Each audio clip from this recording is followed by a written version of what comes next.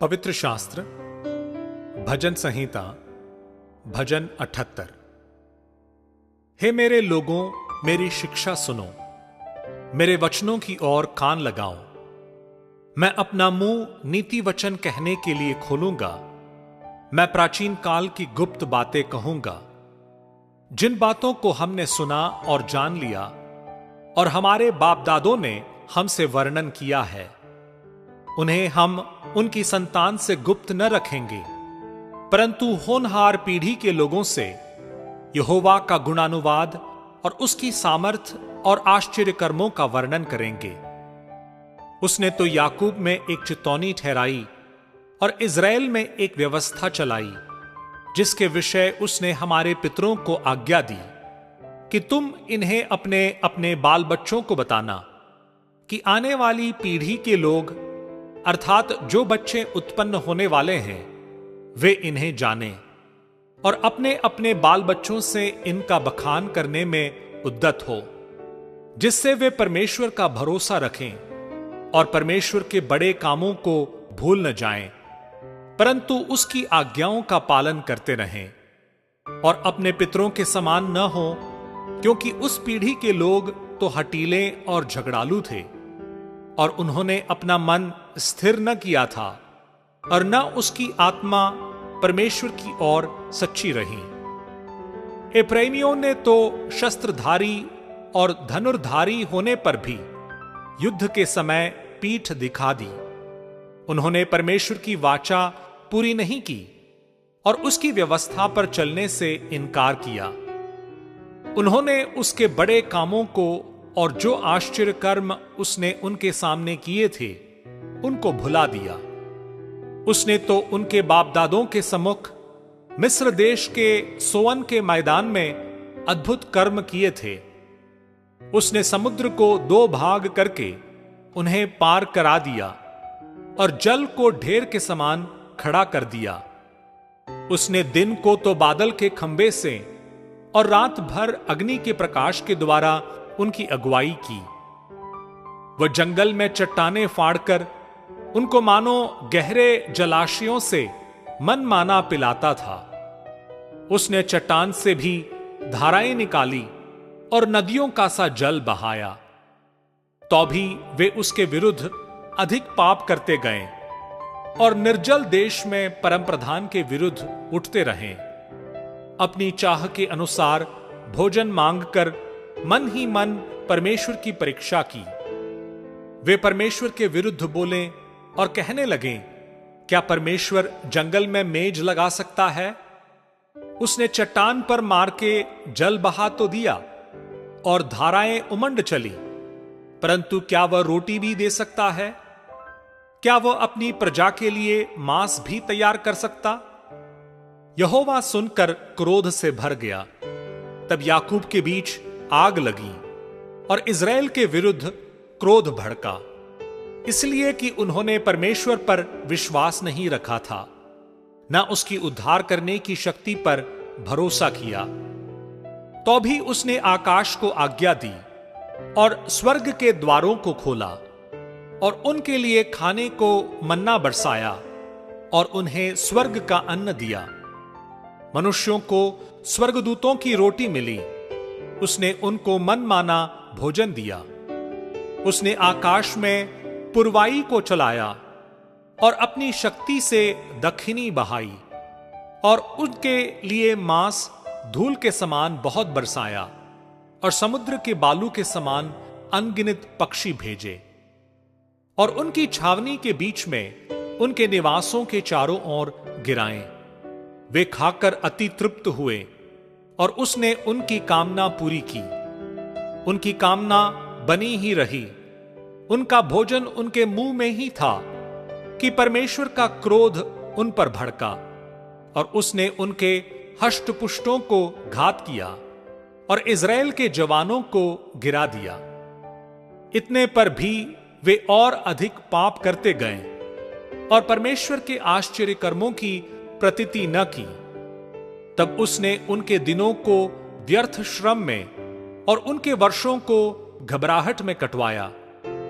जब वह उन्हें घात करने लगता तब वे उसको पूछते थे और फिर कर परमेश्वर को यत्न से खोजते थे। उनको स्मरण आता था कि परमेश्वर हमारी चट्टान है और परम प्रधान परमेश्वर हमारा छुड़ाने वाला है। तो भी उन्होंने उसकी चापलूसी की, वे उससे झूठ बोले, क्योंकि उनका हृदय उसकी ओर दृढ़ न था, न वे उसकी वाचा के विषय सच्चे थे। परंतु वो जो दयालु है, वो उनके अधर्म को ढांपता और उन्हें नष्ट नहीं करता।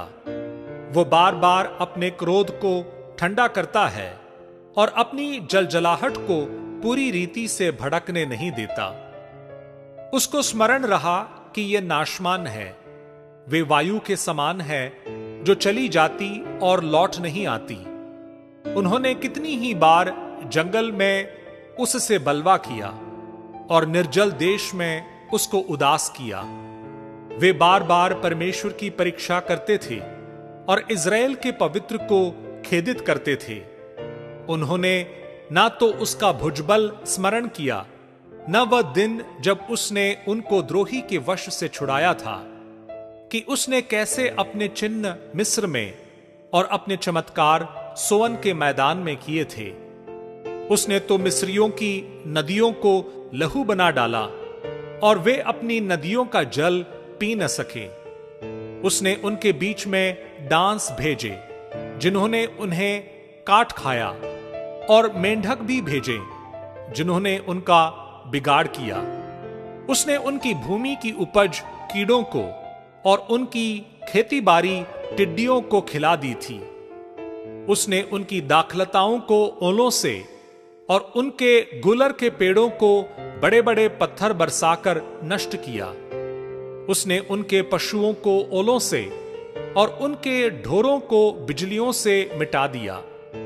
उसने उनके ऊपर अपना प्रचंड क्रोध और रोष भड़काया और उन्हें संकट में डाला और दुखदाई दूतों का दल भेजा। उसने अपने क्रोध का मार्ग खोला और उनके प्राणों को मृत्यु से न बचाया, परंतु उनको मरी के वश में कर दिया। उसने मिस्र के सब पहलौठों को मारा, जो हाम के डेरों में पौरुष के पहले फल थे, परंतु अपनी प्रजा को भेड़ बकरियों के समान प्रस्थान कराया और जंगल में उनकी अगुवाई पशुओं के झुंड की सी की। तब वे उसके चलाने से बेखटके चलें और उनको कुछ भय न हुआ, परंतु उनके शत्रु समुद्र में डूब गए।